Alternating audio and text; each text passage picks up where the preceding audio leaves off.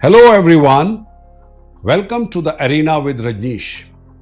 We've been talking about various facets and aspects of accountability over the last few weeks. But last week, I ran into an old colleague who heads the regional sales of a big cement company. And the conversation with him has sparked the idea of today's podcast topic. He told me, Rajnish, I fully appreciate the importance of creating a culture of accountability. But I am in sales, the numbers are important.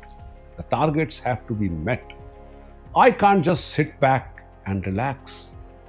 Because if my team does not obtain the numbers, my neck will be on the block.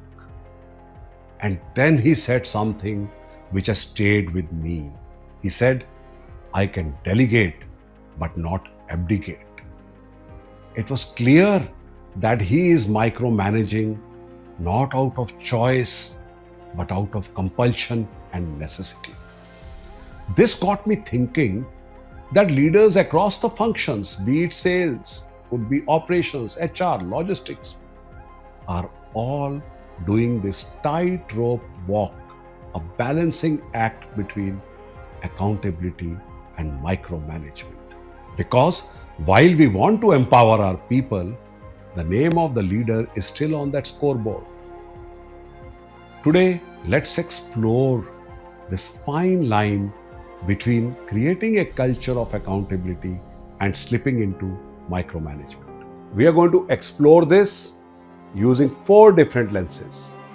The first being, when do you step in?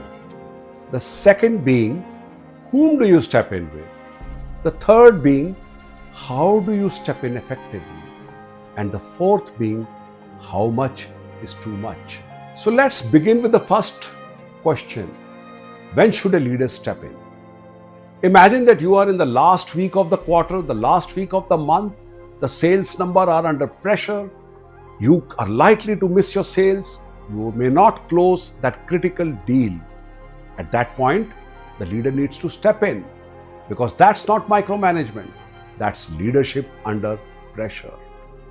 But if you are stepping in day and day out, deal after deal, then that's not leadership. That's like an intrusion. That's demotivating for the team. So the question here is not to avoid micromanagement at all costs, but to be mindful and intentional about it so that you can get the best benefit for your team. So next, let's examine whom should you step in with. If in your team, you're managing all the team members the same way, then that is a clear red flag. It's an indicator that you're micromanaging. You run the risk of losing your top people who may feel demotivated. The question here is that it's not one size fits all. And let me offer a simple framework which has worked for me. So let's look at a new joinee to your team. Anybody joining new needs to be taken through his paces. He needs to know how things are being done in this organization. Who are the clients? What are the processes? That is not micromanagement. That is hand-holding and needs to be done. Next, let's look at low performers, people who are consistently not hitting their numbers. You certainly need to work closely with them. You need to understand, is that a behavior issue or a skill issue, so that you can work with them on that.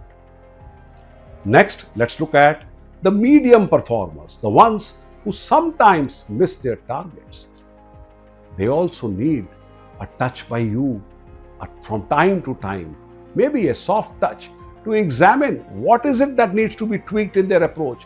What are that 1 or 2 areas where they need to work differently or do things in a better way. For your top performers, keep your hands off them. Give them the freedom. If anything, look at recognizing and rewarding them. And also, there could be situations when you may need to manage your top performers. For example, if you have put them on a very high stakes project, or if they are promoted to a new role, at that point of time, as a leader, it will be the best if you tell the top performer that these are the new roles, these are the new challenges which you have to face. I'm going to be with you initially to make you comfortable with the new processes. And once you have done, I will step back. Next, let's examine how do we step in. And the golden rule here is don't manage the time, manage the outcomes. The three things that you can monitor are the results, the behaviors, and the milestones. Also, when you step in to micromanage or manage the activities of your team, do not spread it across the entire spectrum of the work they are doing. Focus on those activities which need your attention and ask questions to your team like, what actions are you going to create funnel in this quarter? How are you going to reactivate the dormant accounts? And also, whenever you are intervening, give your team an indication of the time. I'm going to be with you till we achieve this result, or I'm going to monitor with you for the next 2 weeks, by which time I'm sure you're going to be up to the paces. Because when your team knows why you are coming in and supporting them and for how long you're going to do that, that builds respect, that builds trust, and they are in the learning mode. And lastly, how much is too much? And that's a fine dividing line. Too little involvement, and the chances are that things are going to fall through the cracks. Too much of involvement, and the chances are you're going to become your own bottleneck. But then where is the fix of this? And here is what I call having a rhythm of intervention. At the beginning of the period, let's say the target period, set the target with your teams very clearly. Align their goals with your and the company's goals.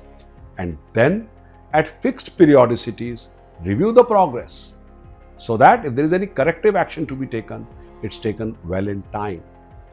And when the period gets over, sit down and reflect with your teams. What went well? What could have been done better?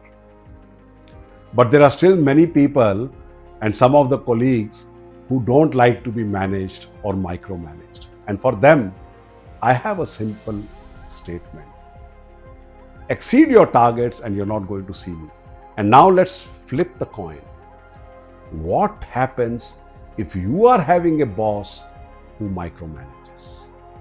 The thing that has worked for me has been to be proactive, to share regular updates, to give periodical feedback to the boss, especially in those areas where I feel that are a matter of concern to him. For when you do that, it reduces anxiety, and many a times micromanagement stems from the fact of not knowing what's happening.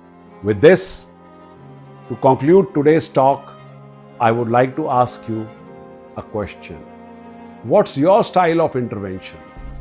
Are you intentional and mindful, or are you hovering over your team 24/7, creating confusion and anxiety in the teams? If today's talk has sparked any ideas and thoughts in you, I would love to hear back from you. Until we meet again, bye-bye, Jai Hind.